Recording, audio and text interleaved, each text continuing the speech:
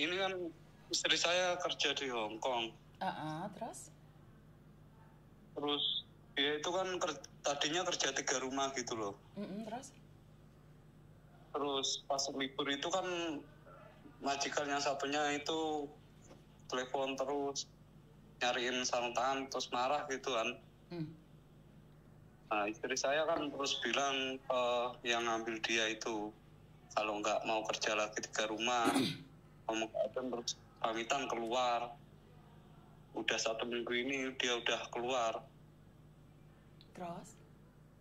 Terus sama agent dicarikan majikan, udah dapat majikan juga istri saya.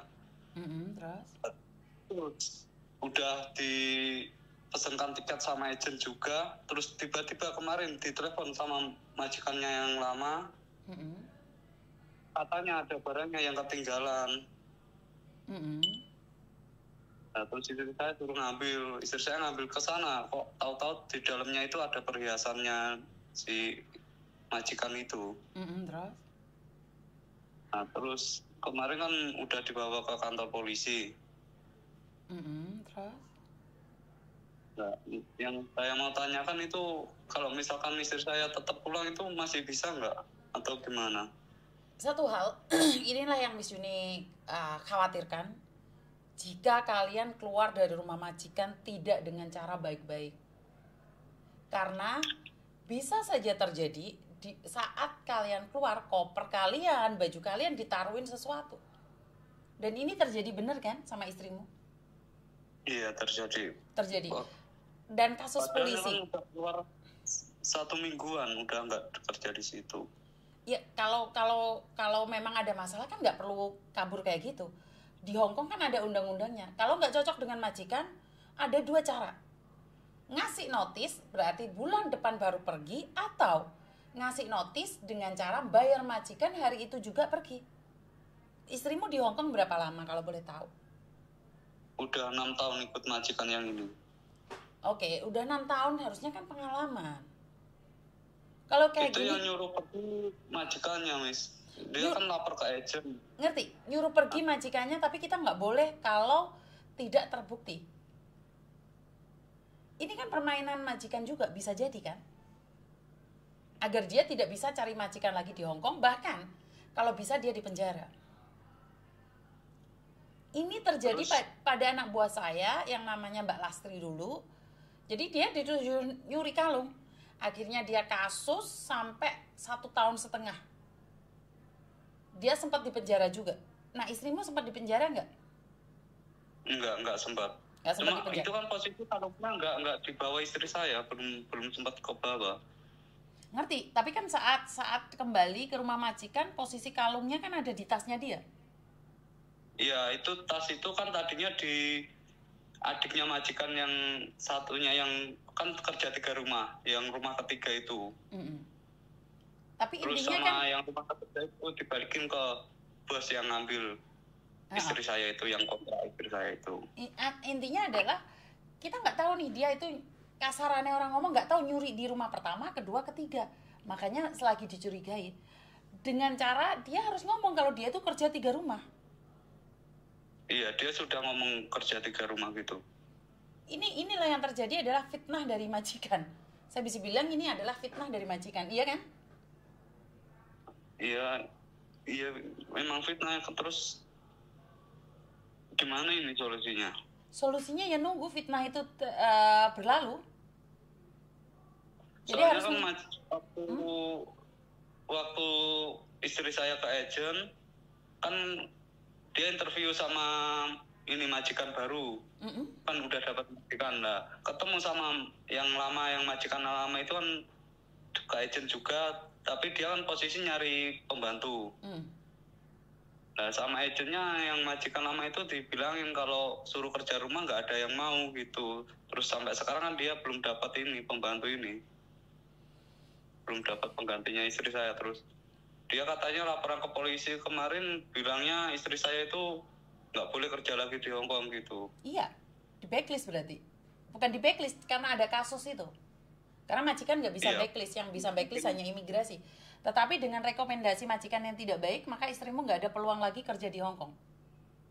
Karena istrimu pergi tanpa notis, walaupun diusir majikan, kalau nggak ada buktinya, kita yang salah. Itulah menangnya majikan. Kita selalu kalah. Intinya adalah jangan sampai ada sidik jari di liontin tersebut. Kalau ada sidik jarinya, kelar wes bojomu. Terus itu misalkan tetap pulang masih bisa nggak? Nggak bisa. Kalau sudah dipegang polisi nggak bisa. Dia lari kemana? Kemarin mbaknya aja yang DPO aja bisa dipegang di imigrasi. Langsung dikecek. Kalau polisinya kemarin nyaranin suruh ke imigrasi dulu. Iya, extend visa.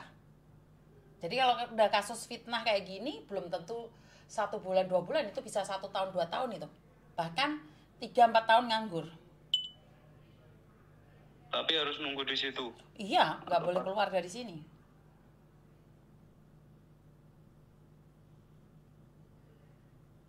Berarti nggak usah pulang, harus. Kalau misalkan tetap ngayal, harus ada di sini dan nggak boleh bekerja. Jadi dia untuk sementara menjadi tahanan luar sampai dia terbukti atau tidak terbukti. Kalau tidak terbukti, ya majikan harus memberikan tiket dia pulang, itu aja. Tetapi tahu sendiri di Hong Kong ini biaya hidupnya sangat mahal. Saya nggak tahu agennya ada boarding house gratis apa enggak. Kalau nggak ada, malah ambiar itu. Kita juga udah bayar ke agen yang majikan baru ini kan, kemarin katanya udah bayar 10 gitu. Kan 10 apa? Udah ngurus juga 10 juta. Loh. Kok sampai bayar 10 juta temate koko gratis tuh? Gak tahu itu, katanya biar udah nggak potong, kan katanya bayar buat apa? Udah nggak potong gaji lagi nanti kalau ke sana. Wow. Saya kurang tahu ya lah kalau bayarnya mahal semahal itu ya. Saya nggak berani ngomong apa-apa. Soalnya setahu saya nggak gratis sih, tapi saya nggak tahu agent-agent lain ya. Setahu saya gratis. Tetapi yang penting agentnya tanggung jawab, nggak apa-apa sih bayar, sementing tanggung jawab aja. Ini belum kan masih bagian dihubungin kan belum bisa, dari semalam dihubungin masih belum bisa. Siapa yang dihubungin belum bisa? Agennya. Karena banyak agent yang libur sekarang. Yang nggak libur kan cuma anak saya aja. Katanya masih Imlek gitu. Imlek.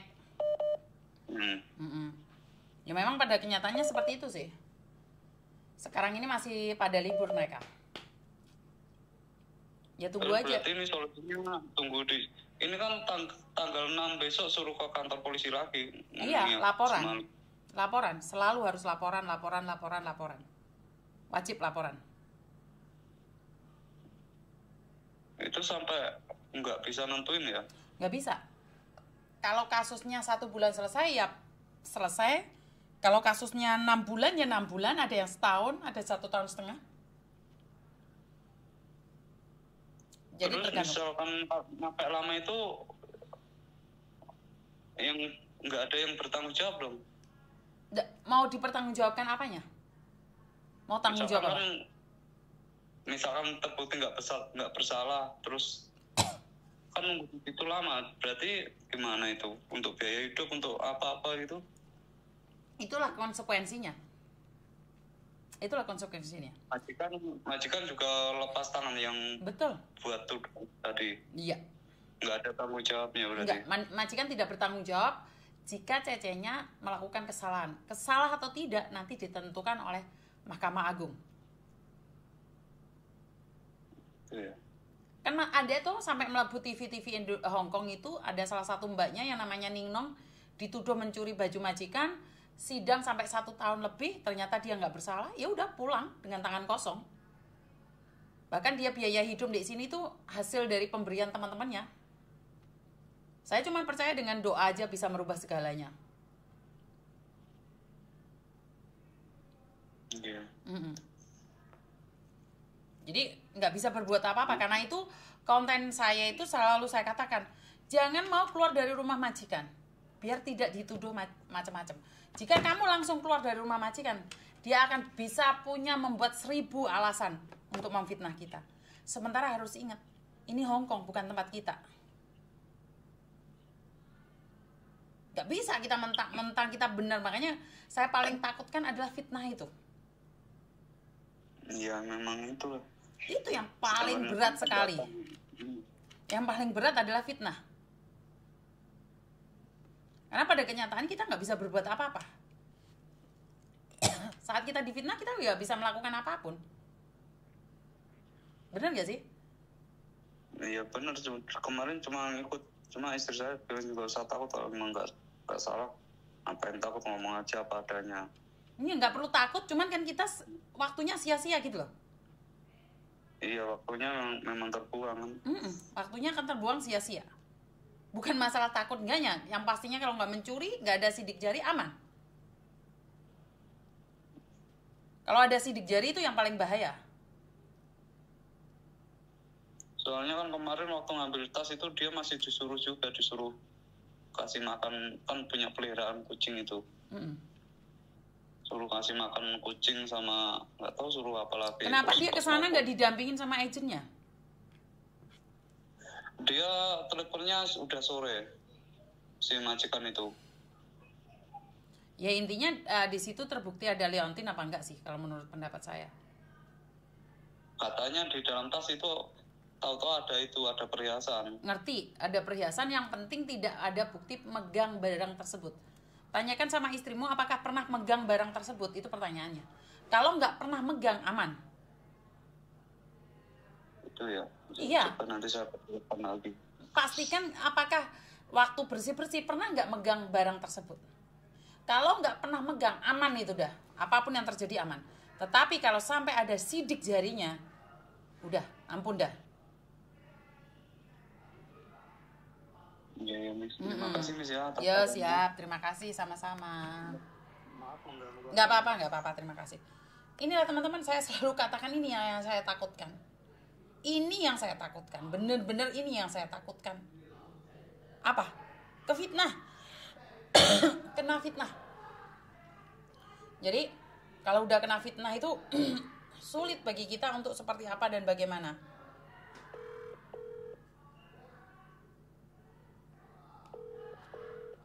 Ya buat teman-teman ya, saya nggak tahu harus seperti apa dan bagaimana untuk membela kalian saat terfitnah.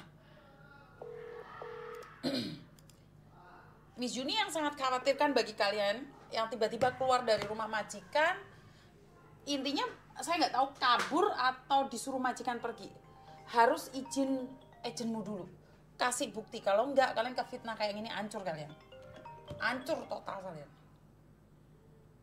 Halo. Halo. Halo, kenapa Mbak? Miss,